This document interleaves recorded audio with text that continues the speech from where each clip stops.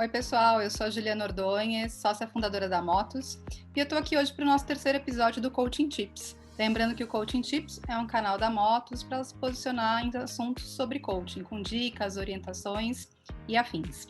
Hoje eu tenho uma pergunta para vocês.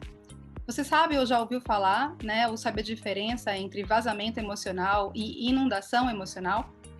Para a gente responder essa pergunta, eu gostaria de contar de dois tipos para lidar com as emoções. Então, há pessoas que ruminam, são os ruminadores. Ruminar vem do remoer. Então, os ruminadores são pessoas que normalmente elas remoem as suas próprias aflições, as suas próprias emoções.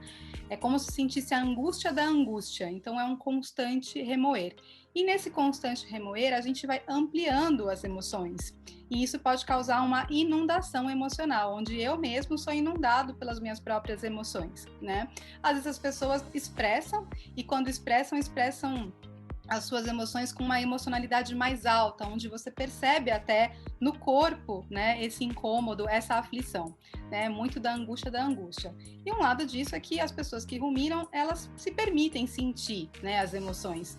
Tudo bem que sentem de um jeito, às vezes, com uma lente muito ampliada, muito aumentada, e o fato de remoer, como eu disse, amplia essa emoção. Que é diferente de quem reprime, Os reprimidos, por outro lado, eles deixam as emoções de lado e seguem a vida, Então, eles não ficam nesse processo de ruminar, por isso que a gente fala de reprimir.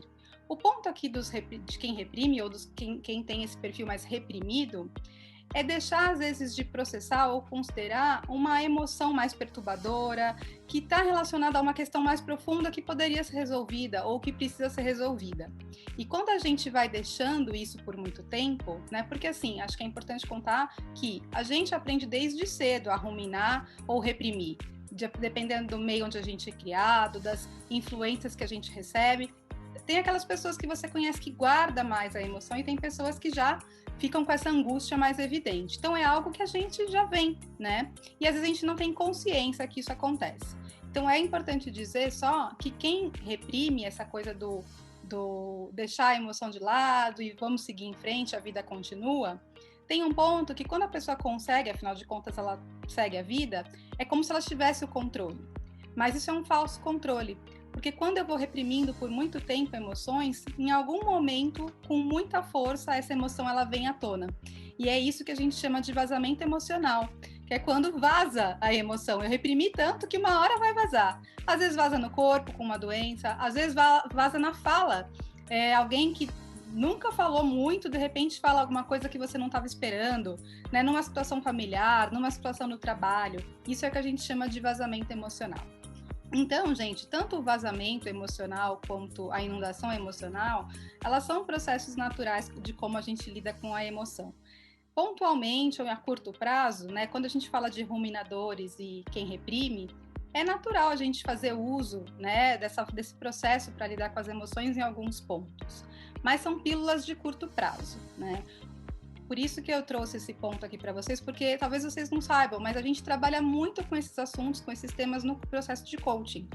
E aí é que entra nesse processo a agilidade emocional, que é como não só ruminar e nem só reprimir, mas estar aberto para lidar com as emoções, para acolher as minhas próprias emoções, e enfrentar e me colocar sabendo reprimir, acolher e ruminar, se for o caso, mas mais pontualmente, e não que isso se estenda a tão longo prazo, o que poderia causar mais sofrimento. A longo prazo, tanto ruminar quanto reprimir pode ser muito improdutivo, porque eu não me movimento, eu fico em looping, E a proposta é como provocar movimento. Então, num processo de coaching, muitas vezes, uma questão aparente não é essa, é uma outra. Preciso me comunicar melhor, preciso fazer melhor a gestão de conflitos. Mas, às vezes, tem uma questão emocional, a forma como eu lido com as emoções, que me impede, de agir da forma como eu gostaria em relação a uma mudança, tá? Então, para a gente acolher e estar aberto, que é esse processo que a gente fala da agilidade emocional, primeiro a gente precisa saber identificar na gente onde estão essas emoções, como que a gente lida com elas. E isso faz parte de um processo de autoconhecimento que o coaching, ele suporta, que ele apoia. Tá bom, gente? Então, sou Juliana Ordões. Hoje eu contei para vocês um pouco da agilidade emocional, vazamento emocional e a inundação emocional, falando dos perfis ruminadores e reprimidos. Qualquer dúvida, se te chamou a tua atenção, deixa sua pergunta, entre em contato comigo e a gente conversa mais. Tá bom? Até breve e movimentem-se de dentro para fora, de fora para dentro.